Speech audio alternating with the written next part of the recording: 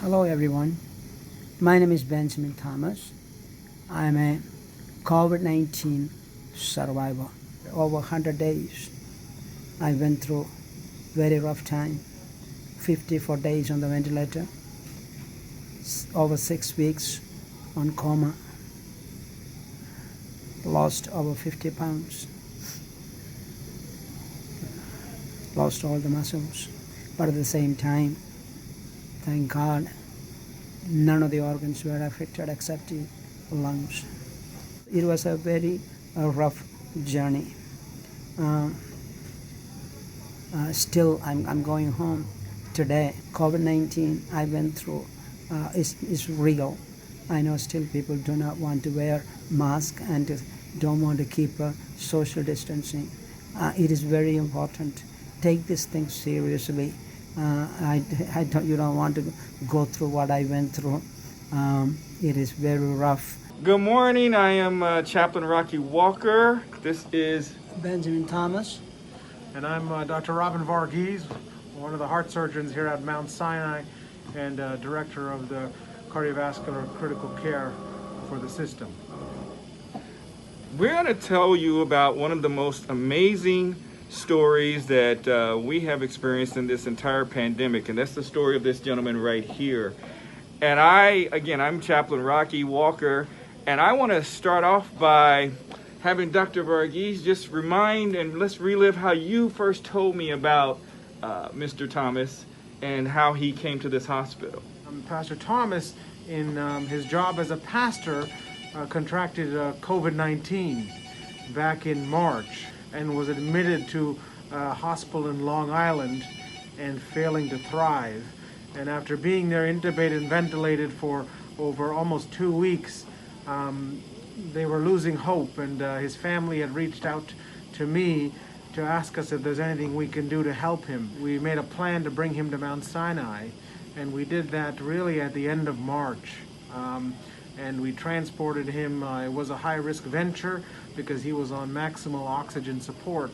And he came over, thankfully safe and sound, to our intensive care unit on 5 East, which is normally a unit that we manage post-operative cardiac surgery patients in. But during the pandemic, all of our heart surgery ICU beds became COVID ICU beds.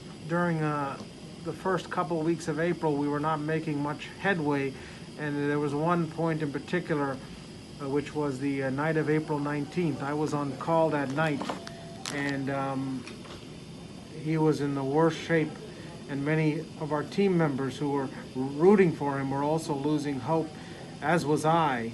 And at that point, I really went into his room really late at night. I was on call, as I said, and I really just told God that there's nothing else I can offer him. He's got to take over because we've given him everything that modern medicine can throw at him. That night, as I was studying his case, we had a few other ideas that came to my mind, and we started implementing those over the course of the next week or so. And at that point, that really was his worst night, and since then he started to make slow, very slow but steady progress. I mean, his lungs were just ravaged by the COVID-19 virus, and he had been in an induced coma for over 6 weeks. By the middle of May, we all started to see hope that he was going to make it, and we're very happy that he continued to progress, and he started to wake up. We're thankful for all the people that were continuing to pray for him, because we know that that was a very important part in his recovery, along with the care by our intensive care team. When I first came to visit you, and I had been praying for you for a long time, but you didn't know who I was, and you literally wanted me to tell you My story. the whole story, going back, everything that you went through. Yes, I was sleeping. And as I was telling you, you appreciated it more than I appreciated it, and it just goes to show the power of God. We can't understand or explain what happened to the others, but we do know what happened here, and we're so thankful. I'm thankful to all of you, and thank God, and thank all the people who prayed, the church and the family.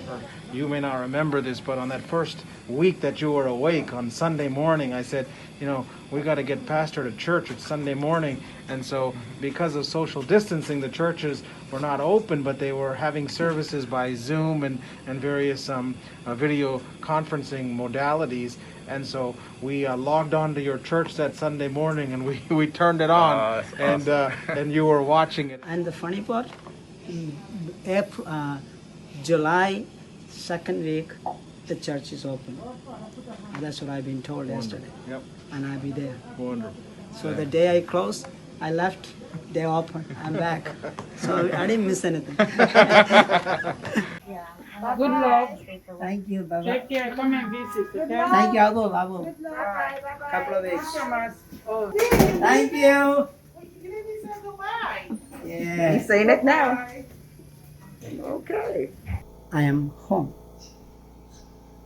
Still need the help of the oxygen to breathe. It take a couple of weeks, that's what they said. But the God of miracles did numerous miracles in my life. I'm very happy to be home, very pleased with the family. I'm waiting for to be with the church family. That also will happen soon, I know.